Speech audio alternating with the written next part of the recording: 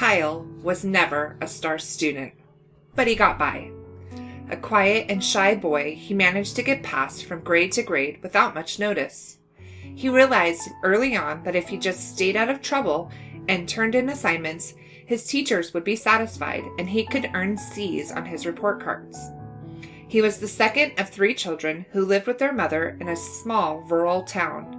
His mom left school early to start working and was pleased that her son was doing fine in school. When Kyle was in 3rd grade, his teacher told his mother that he would be participating in a morning math program. Kyle did not hate math. He did not hate or love any subject. So he dutifully attended. He played some computer games each morning with little interaction with the teacher's aide, who opened the door when he and 10 other students arrived every day. In the 5th grade, Kyle was assigned to a new teacher and was pleased to see that the 10 students from his 3rd grade math program were also in his class. He was not asked to come to school early that year. Instead, Kyle's teacher told his mom that she would be using a special math program in class for all her students. Kyle thought nothing of it since all of his classmates had the same book. He noticed that his cousin, who was in another 5th grade classroom, had a different math book. His cousin's book was newer. After a long summer, Kyle started middle school. He reported to the office the first day and received his class schedule. He was pleased to see history listed as his first period class. He had secretly enjoyed learning about American history in the 5th grade. He was one of the only students to memorize the preamble to the Constitution, though he never let on to his teacher that he had learned it. He was also fascinated whenever he saw replicas of actual historical documents, such as John Hancock's original signature and old photos. He was especially interested in the government, how the first president came to be, and how people get elected to office. Kyle got his first period and was relieved to see many familiar faces of students who were in his 5th grade class. He sat down next to them and shared their slightly bewildered first day of middle school looks. As he moved through his day, he noticed that most of his friends were in all of his classes. What a relief! His last period was math. His teacher seemed kind and explained that they were lucky. This class was an easy A because they would be reviewing 5th grade math. She passed out the books and Kyle noticed that it looked a lot like the math book his cousin used the year before, but it was brand new. He would make sure to use a book cover to keep it nice all year. Kyle's middle school experience seemed okay. He learned that grades matter to people much more in middle school and that passing was anything above an F. So Kyle was passing middle school. Still on the shy side, he wanted to play a little sports at school or maybe join the history club or the future teachers club.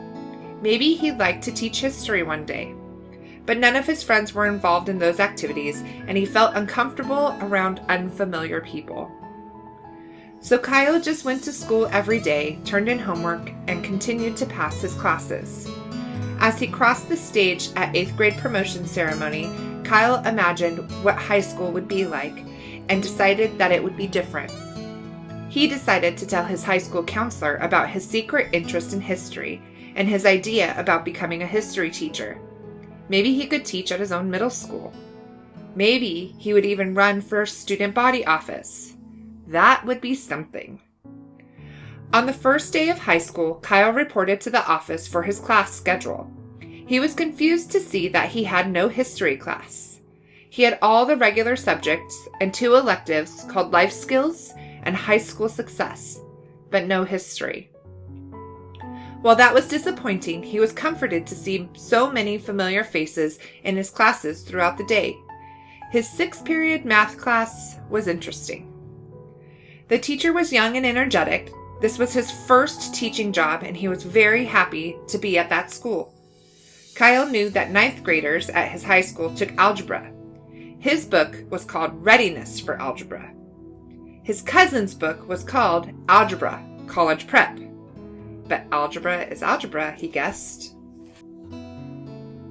At the end of 9th grade, Kyle received a call slip to see his counselor. His counselor seemed very nice. Since he was passing all of his classes, Kyle intended to tell her about his interest in history, his plans for a career in teaching, and his hopes of running for school office in the spring. Before he got a chance, his counselor told him that she was meeting with all the students that were at risk of not graduating. Not graduating? She told him that many students like him in the Title I program. What program? With a history of poor test scores. Huh? Often had trouble passing the high school graduation exam. You have to pass a test to graduate from high school? She was also worried that he might not complete the required high school coursework for graduation unless he attended summer school each year. As it turns out, Kyle was on a different track from other students, though he never realized it. In retrospect, he suspected. Kyle had trouble in math as early as second grade. As a result, he was identified Title I, which meant the school had to give him extra support. The morning program was supposed to provide that extra support and close his math and ELA gap, but it did not. His elementary school grouped all the 5th grade Title I students into one class to provide them extra support. That was supposed to close the gap, but it did not. The middle school placed students in pathways based off 5th grade test scores, so Kyle and the other at-risk students were grouped together for math, which by virtue of master scheduling constraints grouped them together most of the day. Finally, the high school used test scores and teacher recommendations for placement in 9th grade courses. Based off his middle school record, Kyle was placed in less rigorous courses.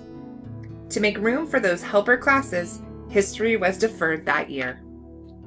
That day with the counselor, he learned that biology and chemistry were required courses, but that he could not take them until he took algebra and geometry. It turns out that algebra prep doesn't count for anything but elective credit. He learned that the high school graduation exam was administered to 10th graders and contained middle school and high school material that he never studied in his classes. He saw that his electives and lower level classes took up the spaces other students were using to graduate on time. For the first time, he felt very out of place and different from other students. He let the counselor talk, count credits, show him summer school schedules and lists of courses, testing dates and addresses to local continuation high schools and adult schools. When she finished, she asked if he had any questions. No, thank you. As he left the office, he realized he forgot to mention that he loved history. Kyle attended summer school, was transferred to an alternative program, and then one day stopped going to school.